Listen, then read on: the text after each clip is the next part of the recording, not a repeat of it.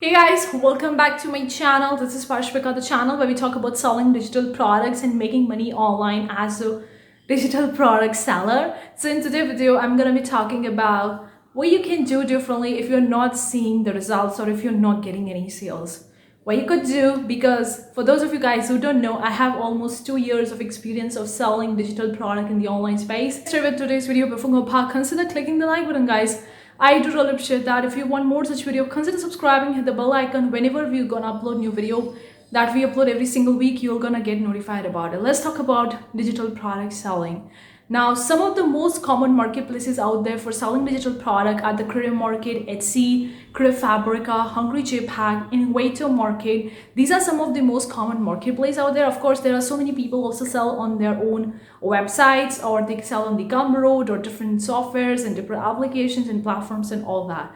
But if you are not seeing the results right now, if you're not getting the sales right now, what you could differently to get the sales? So I have the few tips with you based on my own experience. When I see the sales are kind of like a slow or dropping, what I do differently to get the more sales. The first tip that I have for you is to do the analysis of your sales, of your reviews, of customer experience. Are you getting any message from your customer? What's their feedback? What's going in your shop? How many views you are getting if you're selling on the marketplaces? Take a look at the analysis and report. I know that a lot many people don't really like looking at the numbers, but I really want to tell you, please take a look at the numbers, because those numbers will really going to help you understand what's going on in your shop, how many people are visiting, what's your conversion ratio. Are the people actually converting, or they are asking something more, or they don't know how to use your product? Like, what's there? Look at the analysis, because before going and before taking any further decision or thinking anything, we need to know what's going on. And the only way we can know what's going on is by looking at the analysis, by the reports, by the stats, what's going on. If you have an Etsy shop, take a look at the stats, how many views you are getting, how many sales you are making on a monthly basis, on a weekly basis, how many reviews you are getting, how many feedback you are getting, whether your customer is happy with the product that you're selling or not, whether they know how to use the product or not, whether they are having difficulty in accessing the product. What is that? Take a look at that. Look at the reviews and try to see whether they are good reviews or bad reviews, and what you could do differently to actually increase the customer experience. I mean, to increase your conversion ratio, or to increase your customer experience while using that particular product in a positive way, what you could differently. So that is the first thing.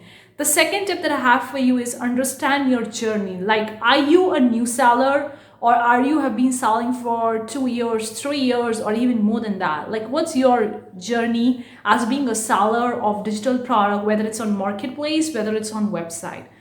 Because depending on your journey, it varies a lot. Let me give you an example. If you're a new seller on the Etsy is a great and common place for selling the digital products. There are so many people making 5-figure, 6-figure, 7-figure with selling digital product on the Etsy. Due to that, there is a bigger competition currently you can see on the Etsy. So many people are selling, so obviously the competition is growing. Of course, you can get the sales. Of course, you can sub niche down. You can try the Etsy ads. But if you are a new seller, you don't have that big sales history. You don't have like so many reviews or something like that. Probably it's gonna take some time to get the sales, and probably you're gonna see a drop in the sales, or kind of like a slow phase where the sales are not that much happening, or you are expecting it to increase, but it's not increasing. So if you are a new seller, then be okay if it's happening, because it expect to happen for a few months, and then probably you're gonna see more sales coming in and all that. But if you have been selling from 2 years, 3 years, or more than that, and now you're seeing a drop in the sales, look at your product. Look at what's happening right now, like why you are seeing the drop in the sales, and whether there are so many people in your niche or your competitor are selling the similar product exactly like you, or you see that there is a better product in the market, or do you need any product updates? Because we see that if we are not updating our products from time to time, like some products do need updates on yearly basis, depending on what kind of product or what kind of niche you're targeting. Some are more trending products. Example, if you're making a planner, or even if you're making a calendar with the dated, with the year and all that kind of stuff, you need to have updating your product. You need to update your product from time to time. So take a look at that. What's there? Whether the niche that you're targeting is still getting some traction or not. Maybe that some of the niches or some of the ideas are getting the sales first or 2 years, and then you see a decline in the sales. Maybe the people are not looking for that product. Or if you're a new seller, obviously you don't have a sales history, so it will going to take some time. But if you have been selling for years, 2 years, 3 years, and you see that you are getting a lot many sales, and but now there is a huge drop in the sales, or kind of like a slow lag phase, then you really need to look on what tip that I have for you. Maybe a need for new product creation. Yes.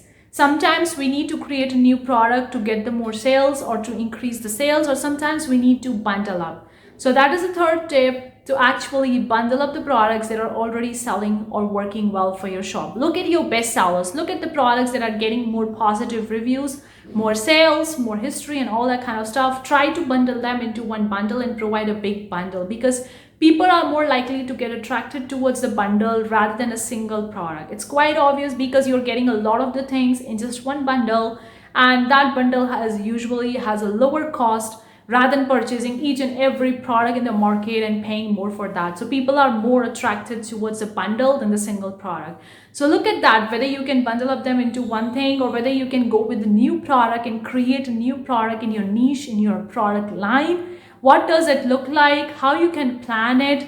How you can grow it to get the more sales, or to pass that slow lagging phase and increase your sales? Or try to bundle up them. Bundling up could be a great idea. Even if you want to increase your average customer price, if you want to increase it, you can bundle up. For example, if you see that average customer price on your shop is $5 and you want to increase it $10 or $15, then maybe bundle up your best-selling products into one bundle and give them that bundle. So you can increase your average customer price by that, and thereby increasing your sales and making more money for every product that you're selling on that marketplace or on your shop. What tip I have for you: have patience. Okay, building a business is not quick fix. Even if you have been doing it for years, you would be probably aware of that. It's not an overnight, it's not a quick fix. It will definitely going to take some time, and you will not going to see like this phase. You're gonna see like this, then up, then up, then down, then up and down. So it's kind of like a up and down phase, a roller coaster ride. So you have to prep yourself for your feelings and emotions in your business, for your sales, and for everything with the roller coaster ride. And with that being said, you have to be prepped for that, and you have to have patience, because if you see that 2 years you have been getting a lot many sales, and suddenly your sales drop, and you have done everything possibly that you could do from your side to actually increase your sales.